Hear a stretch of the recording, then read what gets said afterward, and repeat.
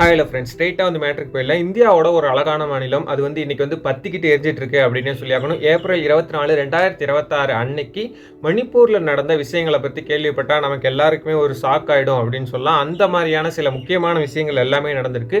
இதில் வந்து 3 பேர் வந்து சுட்டு கொல்லப்பட்டிருக்காங்க. அது மட்டும் இல்லாமல் குகீஸ் அப்புறம் நாகாஸ் அப்படின்னு சொல்லப்படக்கூடிய இந்த இனத்தவர்களுக்கு இடையே வந்து ஒரு பெரிய ஒரு போர் மேகத்தையுமே இது வந்து சூழ்ந்திருக்கு அப்படின்னு தான் சொல்லியாகணும். ஏற்கனவே மேதி அப்புறம் குகீஸ் அப்படின்னு சொல்லப்படக்கூடிய 2 சமூகத்தினர் கிடையாதான பிரச்சனை வந்து போயிட்டு இருந்துச்சு. இப்போ என்ன புதுசா நாகா இனத்தவர்கள் வந்து உள்ள வராங்க அப்படின்னு சொல்லிட்டு நீங்க என்கிட்ட கேட்கலாம். அங்கதான் ஒரு பெரிய ட்விஸ்ட்டுமே வச்சிருக்காங்க. இன்னைக்கு வீடியோவில் நம்ம எதை பத்தி பேச போறோம் அப்படின்னா, நேத்து உக்ருல் அப்படின்னு சொல்லப்படக்கூடிய அந்த மாவட்டத்தில் என்ன நடந்துச்சு, அங்க 5 வயசு சிறுவன் அப்புறம் 6 மாசம் குழந்தை வந்து கொல்லப்பட்ட அந்த கோரமான பின்னணி என்ன, இதுல எல்லாத்துக்கும் பின்னாடி இருக்கக்கூடிய அந்த 21 கிலோ போதைப் பொருளோட கனெக்ஷன் என்ன அப்படிங்கறத பத்தி தான் இன்னைக்கு நம்ம வீடியோவில் டீட்டெயிலா பார்க்க போறோம். வாங்க வீடியோக்குள்ள போகலாம். நான் உங்கள் பிரபா சவேந்திரன். இது உங்கள் டாக்கிங் பிக்சர்ஸ்.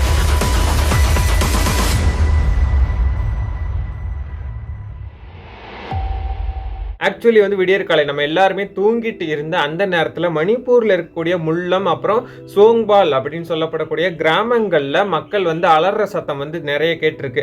திடீர்னு வந்து ஒரு கும்பல் வந்து வீடுகளுக்கு தீ வைக்க ஆரம்பிச்சிருக்காங்க. இதில் வந்து 2 குக்கீஸ் வாலண்டியர்ஸ் வந்து ஸ்பாட்லேயே சுட்டு கொல்லப்பட்டிருக்காங்க. 10க்கும் மேற்பட்ட வீடுகள் வந்து கருகி சாம்பலாகி போச்சு அப்படின்னு சொல்லியிருக்காங்க. ஏதோ ஒரு காரணத்துக்காக உங்க கண்ணு முன்னாடியே உங்க வீடு வந்து எரியுது அப்படின்னு சொன்னா எப்படி இருக்கும் அப்படின்னு சொல்லிட்டு யோசிச்சு பாருங்க. பெண்கள், குழந்தைகள் அப்படின்னு சொல்லிட்டு எல்லாருமே வந்து அலறடிச்சு ஓட ஆரம்பிச்சிருக்காங்க. இது வந்து ஒரு சர்ப்ரைஸ் அட்டாக் அப்படின்னு சொல்லிட்டு அங்க இருக்கக்கூடிய மக்கள் வந்து சொல்றாங்க. பட் அங்க இருக்கக்கூடிய மக்கள் சொல்ற விஷயம் இதோட முடியல. நீ அடிச்சா நான் திருப்பி அடிப்பேன் அப்படின்னு சொல்ற மாதிரி சில மணி நேரத்திலேயே அடுத்த சம்பவம் வந்து நடந்திருக்கு. அதாவது சினாகைதே அப்படின்னு சொல்லப்படக்கூடிய அந்த இடத்துல ஹோர்சோக்மி ஜாமாங் அப்படின்னு சொல்லப்படக்கூடிய 29 வயது இளைஞர் வந்து அவர் வந்து ஒரு நாகா சமூகத்தை சேர்ந்தவர். அவர் வந்து ஒரு கிராம பாதுகாப்பு படை வீரர். அவர் வந்து அவர் பாட்டுக்கு ரோந்து போயிட்டு இருக்கும்போது பதுங்கி இருந்த ஒரு கும்பல் வந்து அவரை வந்து சுட்டுக் கொள்றாங்க. இப்ப பிரச்சனை வந்து குகி விசஸ் நாகா அப்படின்னு அடுத்த லெவலுக்கு வந்து போயிருக்கு அப்படின்னே சொல்லலாம். இதனாலதான் இன்னைக்கு இருக்கிற மணிப்பூர்ல இருக்கிற நாகாஸ் அமைப்புகள் பயங்கர கோபத்துல இருக்காங்க அப்படின்னு சொல்லலாம். இந்த சின்ன தீப்பொறி இப்போ ஒரு பெரிய காட்டு தீயா வந்து மாற ஆரம்பிச்சிருக்கு. இப்போ நீங்க கேட்கலாம், ஏன் ப்ரோ இவ்வளோ பெரிய திடீர் பிரச்சனை, திடீர் பதற்றம் அப்படின்னு சொல்லிட்டு. இதுக்கு பின்னாடி வந்து ஒரு வலி நிறைந்த கதை இருக்கு அப்படின்னு சொல்லலாம். ஏப்ரல் 7 2026 பிஷ்ணுபூர் மாவட்டத்தில் இருக்கக்கூடிய த்ரோங்லாபி அப்படின்னு சொல்லப்படக்கூடிய ஒரு கிராமத்தில் வந்து ஒரு குண்டு வெடிப்பு நடக்குது. அந்த சம்பவத்தில் ஒரு 5 வயசு சிறுவனும் அதுவும் இல்லாமல் ஒரு 6 மாச பச்சிலம் குழந்தையுமே வந்து கொல்லப்படுறாங்க.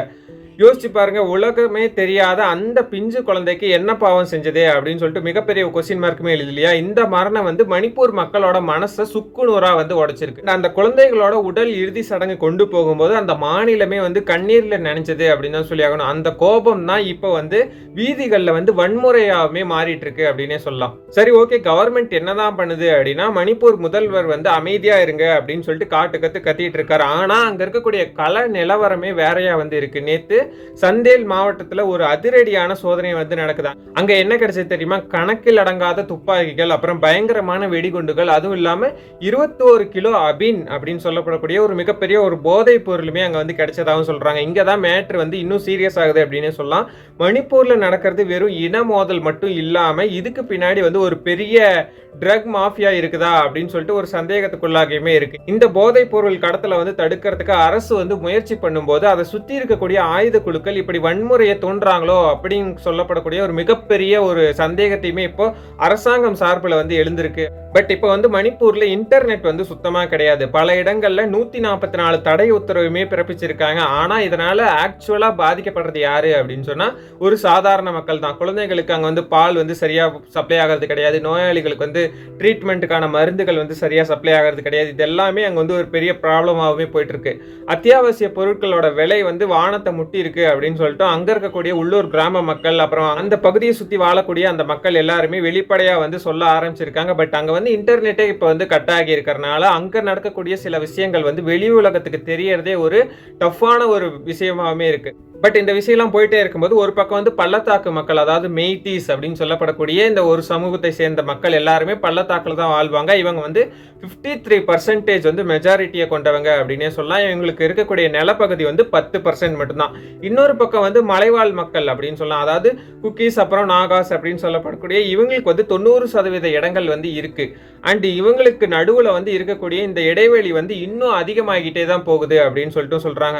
அண்ட் இன்னொரு முக்கியமான பாயிண்ட்டையுமே கேக்குறாங்க. துப்பாக்கி சத்தத்துக்கு நடுவுல வந்து ஒரு சாதாரணமான ஒரு மனுஷனோட குரல் வந்து வெளியே வந்து கேட்கவே மாட்டேங்குது அப்படின்னு சொல்றாங்க. பட் அதையுமே தாண்டி ஒரு அதிர்ச்சியான விஷயம் வந்து வெளியே வந்திருக்கு. அந்த வன்முறை நடக்கிறதுக்கு ஒரு வாரத்துக்கு முன்னாடியே ஒரு குறிப்பிட்ட ஆயுத குழுவுல இருந்து ஒரு மர்ம கடிதம் வந்து வாட்ஸ்அப்ல பரவி இருக்கு அப்படின்னு சொல்றாங்க. அந்த லெட்டர்ல என்ன இருக்கு தெரியுமா? அங்க எல்லைக்குள்ள வர்ற யாரையுமே சும்மா விட மாட்டோம் அப்படின்னு சொல்ற மாதிரியான ஒரு மிரட்டல் வந்து அந்த லெட்டர்ல இருக்கிறதாவும் சொல்றாங்க.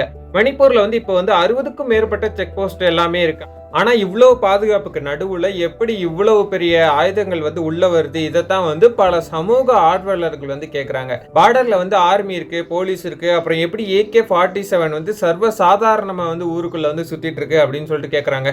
இதுக்கு பின்னாடி வந்து ஒரு பெரிய சிஸ்டம் ஃபெயிலியர் இருக்கோ அப்படின்னு எல்லாருமே யோசிச்சுட்டு இருக்காங்க. அண்ட் மக்கள் மத்தியில என்ன இருக்குன்னா, இது வந்து யாரோ வேணும்னே இப்படி எல்லாம் வந்து முன்ன நடந்த இந்த சண்டையை வந்து இன்னும் அப்படியே கண்டினியூ பண்ணிட்டே இருக்கிறதுக்கு ஏதாவது சதி பண்ணிட்டு இருக்காங்களோ அப்படின்னு மக்களுக்கு மத்தியிலுமே இந்த மாதிரி கொஸ்டின்கள் வந்து எழுது அப்படின்னு சொல்றாங்க. பட் ஆக்சுவலி ஒரு பக்கம் மாநில அரசு வந்து திணறிட்டு இருக்கும்போது இப்ப எல்லாருடைய கண்ணுமே வந்து டெல்லி மேலதான் இருக்கு.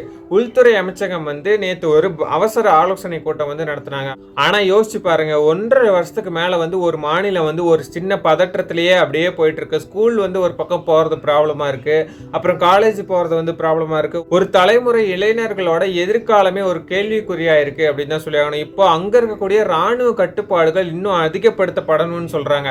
ஆனா துப்பாக்கிகளால அமைதியை கொண்டு வர முடியுமா அப்படிங்கறதா இங்க இருக்கக்கூடிய ஒரு $1 மில்லியன் கொஸ்டினாவுமே இருக்கு. சரி, ஓகே, நம்ம வந்து இந்த வீடியோவோட எண்டுக்கு வந்துட்டோம். இந்த பார்த்துட்டு இருக்கக்கூடிய நீங்க நினைக்கலாம், ப்ரோ இது என்ன ஒரு வடகிழக்கு மாநிலத்தில் நடக்கக்கூடிய ஒரு மிகப்பெரிய விஷயம் அப்படின்னு அதாவது ஒரு பெரிய ப்ராப்ளம் வந்து புரட்சி வந்து வெடிச்சிட்டு இருக்கு, அதுக்கேற்ற சொல்யூஷன் தானே பார்க்கணும் அப்படின்னு நான் வந்து ஒரே ஒரு ஹிண்ட் கொடுக்குறேன். அந்த ஹிண்ட் என்னன்னா, இப்போ தமிழ்நாட்டில் ரிலீஸ் ஆகாத மூவியை பார்த்த மாதிரியே இந்த வீடியோ இருக்கும். நீங்க பாத்தீங்க அப்படின்னா நோட் பண்ணி பாருங்க. அது மட்டும் இல்லாம மணிப்பூர் வந்து இந்தியாவோட ஒரு அங்கம். அங்க வந்து ஒரு குழந்தை அழும்போது வந்து அந்த மனவழி வந்து நமக்குமே இருக்கும் அப்படின்னு தான் சொல்லி ஆகணும்.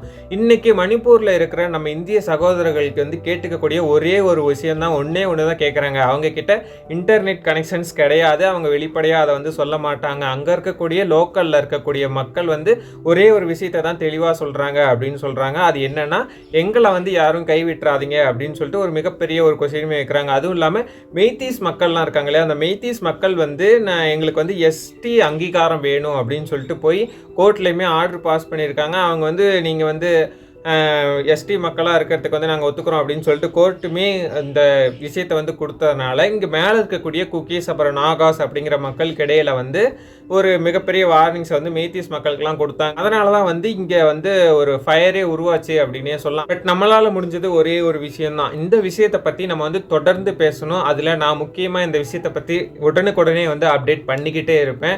அண்ட் இன்னொரு விஷயம் என்னென்னா, ஊடக வெளிச்சம் வந்து குறையும் போது தான் அங்கே வந்து வன்முறை வந்து அதிகமாக மாறும். அது மட்டும் இல்லாம மணிப்பூர் வந்து அமைதிக்கு திரும்பணும் அப்படின்னா எல்லாருமே ஒன்னா சேர்ந்து குரல் கொடுக்கணும் அப்படிங்கறத என்னுடைய பாயிண்ட் ஆஃப் வியூ. இது கூடவே கடைசியா ஒரு முக்கியமான விஷயம், மதம், இனம், மொழி இது எல்லாத்தையுமே தாண்டி வந்து நம்ம எல்லாருமே மனுஷங்க அப்படிங்கறத வந்து உணரணும்.